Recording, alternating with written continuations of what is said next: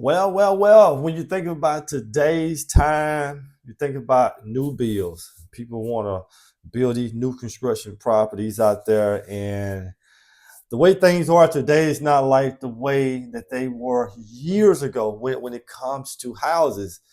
Now, our builders long time ago built houses a certain way, but today's time, if you know it or not, houses are being built different. And you guys need to know about this before you decide that you're going to build a brand new house. So in today's video, we're going to cover these things when it comes to your house. Okay, we're gonna cover these things, and I want you guys to definitely understand this. This video is not to scare you; it's to pretty much just say, hey, look out for these warning signs, and before you go try to build you a new construction property. And watch this. Let's get started.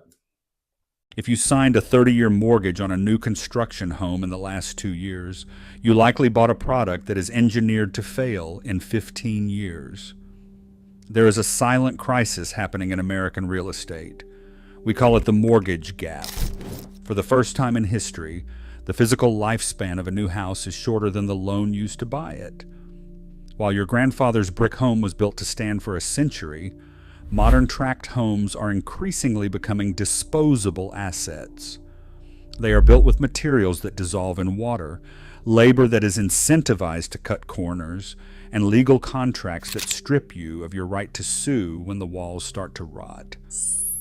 In this report, we are going to expose the value engineering secrets that builders hope you never see, and the one specific inspection you must demand if you want to avoid buying a future teardown. To understand why quality has collapsed, you have to look at who is building your house. 30 years ago, homes were built by local general contractors who lived in the same town as their customers. Their reputation was their livelihood.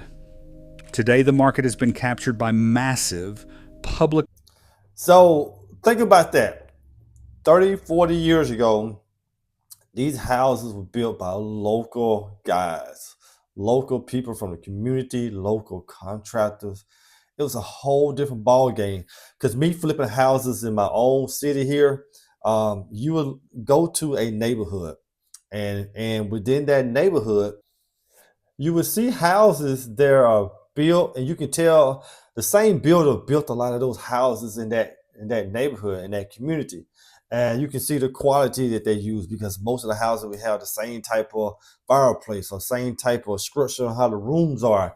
You can see those type of things. So this is nothing new to today, but in today's time, these houses are being built by big corporations, and that love they used to put into houses is not the same that they're doing today. Traded corporations. These are not home builders, they are logistics companies. When you buy from a volume builder, you are not buying a home designed for humans. You are buying a unit designed for a quarterly earnings report. And to hit those Wall Street targets, they have systematically removed quality from the process using a strategy called piece rate logistics. But before we even talk about the materials, we have to address the biggest lie in the sales brochure, the phrase built to code. When a sales agent tells you a home is built to code, you hear excellence. What a builder hears is minimum legal standard. Building code is not a target for high quality. It is the lowest possible grade you can get without going to jail. It is the equivalent of a student bragging that they got a D- and did not get expelled. In the volume building world, the goal is never to exceed the code. It is to scrape the absolute bottom of that D- standard to save pennies per square foot. Nowhere is this clearer than in the very dirt your house sits on. This brings us to the first major failure point, the foundation. In the past, builders would look for good land. Today, volume builders buy scrape land, swamps, low-lying runoff areas, or hills that need to be leveled. To make this land This is pretty much somewhat true, especially I'm here in Louisiana. If you go to Texas somewhere, go to big city, you see these big communities, 50, 100, 200 houses. Sometimes those houses was built on land that is not that great. Even though the properties looks good, but the land is horrible. So over the years, it's going to sooner or later have foundation problems. Buildable, they bring in fill dirt. They scrape off the nutrient-rich topsoil, sell it for profit, and replace it with questionable fill dirt that has not been allowed to settle for years. They compact it with machines, pour a slab on top, and cross their fingers. But geology does not care about quarterly earnings. When that fill dirt settles over the first 5 years, it moves.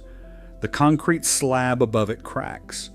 We are seeing brand new homes with catastrophic foundation failures because the house was literally built on loose dirt that is slowly sliding downhill.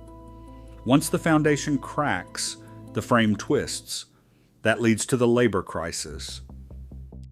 In the old days, a carpenter was paid by the hour. That encouraged him to measure twice, cut once, and make sure the frame was square. Quality mattered. But in the modern new construction industry, workers are rarely paid by the hour. They are paid by the piece. A framing crew gets a flat fee to frame a house. Whether it takes them 2 weeks or 2 days, the pay is the same. This creates a perverse incentive structure where speed is the only metric that matters. If a worker stops to pull out a crooked stud or seal a leaking pipe, he is literally taking money out of his own pocket. This is not an accident.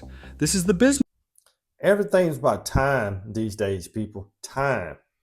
And these companies are willing to squeeze the limit as much they can squeeze that limit to get as much time and much profit out of every single thing that they do.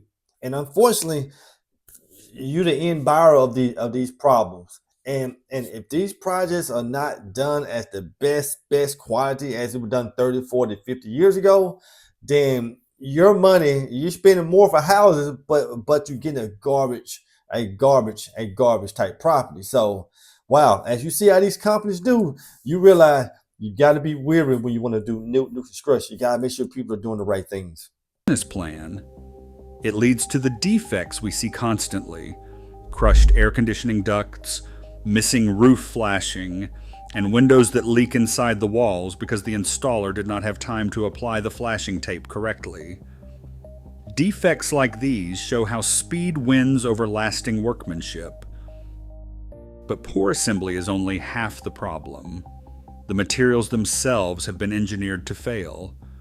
The most fatal flaw in the modern home is the skeleton itself.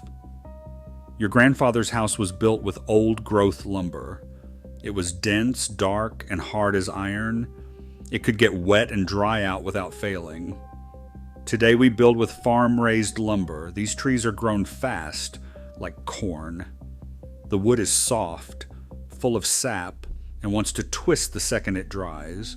But for the floors, builders have stopped using real wood entirely. They use engineered I-joists.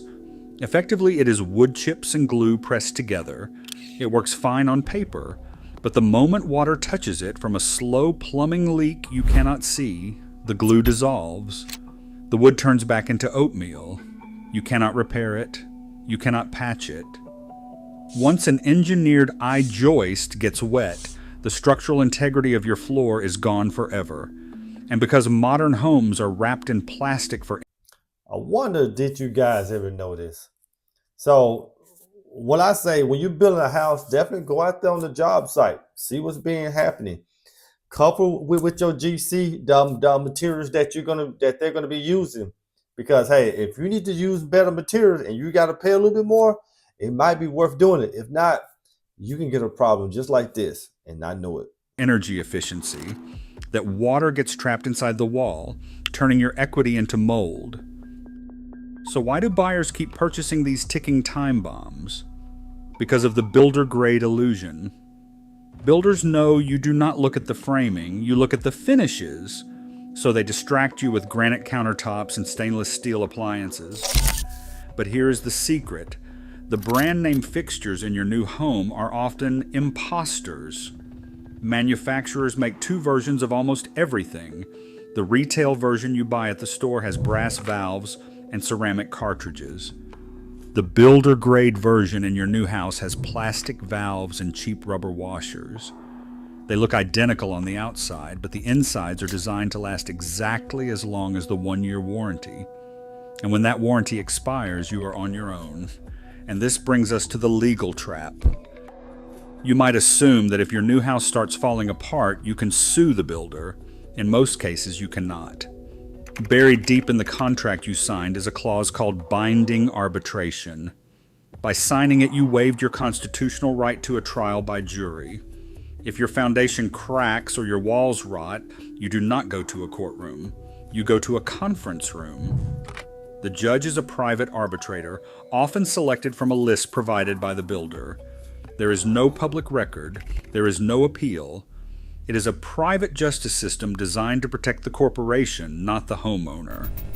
When you combine expiring materials, piece rate labor, and zero legal recourse, you do not just get a bad house. You get a future slum. In a historic neighborhood, houses fail randomly. One guy neglects his roof, but the community survives. In a new subdivision, every house was built with the same expiring materials in the same 6-month window. This means the failures will be synchronized. In 15 years, the siding will fail on every house on the street at the same time. The roofs will leak together. The foundations will crack in unison as the fill dirt settles. Suddenly, the entire community faces millions in repairs simultaneously. Property values will crater because nobody wants to buy into a sick neighborhood. You are not just buying a home, you are buying stock in a neighborhood that is programmed to decline. So does this mean you should never buy new? Not necessarily. But you have to stop trusting the glossy brochure and start trusting physics. If you must buy new, you have one weapon, the PRE drywall inspection. Most buyers wait until the house is finished to inspect it. That is too late. The secrets are already hidden behind the paint. You must hire a private inspector, never the one the builder suggests, to walk the site when the skeleton is up and the walls are open. You need someone to look at that cheap framing and say fix it before they cover it up. It will cost you $500. But it is the only way to make sure you are not the one holding the bag when the 15-year clock runs out. You know, these are some of the things that I look for in the houses that we're flipping. And even when I'm working with my partners and stuff or new partners, and I always say it's worth us going to get the inspection on the house. And most of them say, hey, we can kind of visualize and see what's going on with the property. We see the roof, we see some of the plumbing, we see some of the electrical box that's in the bedroom that need to be taken outside for cold. We see that there's no GFIs in the kitchens or bathrooms. We see 2 plums around here where need to be 3 plums. We see the hot water heater don't have a drain running to the outside, nor do they have a pan. We see these things, but I always tell my partners, what if the things that we can't see? It's worth us spending $400 or $500 on a house to get into a project, not knowing that the sewage line has tree trunks going through it and it's not flowing. And bingo, we got $5,000-$6,000 more money that we can have to spend versus us just having, spending $500 to see what's going on with this property. So it matters. So when it comes to these properties here, like these new builds, you guys have to be in details. I mean, you're gonna have to. One thing is the cost for them to do the property, but the most important thing, the materials that you're gonna spend. Now, if you bought a stretch of land and you're gonna build you a 2,400 square feet house, okay, you're gonna have a little bit more control over that because you can get your builder and talk about materials and things of that nature. But if you're gonna go buy one of these houses in these big cities where all these houses look about the same, I'm telling you guys, I done been in them before.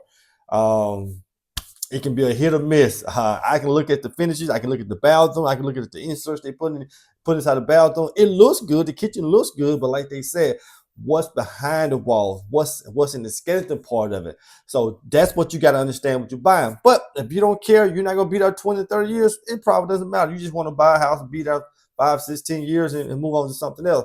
But if you care, it's going to be your forever house. This is something that you guys need to think about when you're buying these types of houses. When you run into the neighborhood and all these houses look the same, what is the quality that was built with these properties? So that's what you got to understand. So guys, do me a favor, like the video. If you like the video, definitely hit the thumbs up there, like the video, and leave a comment at the bottom of the video. Now, let me ask you something.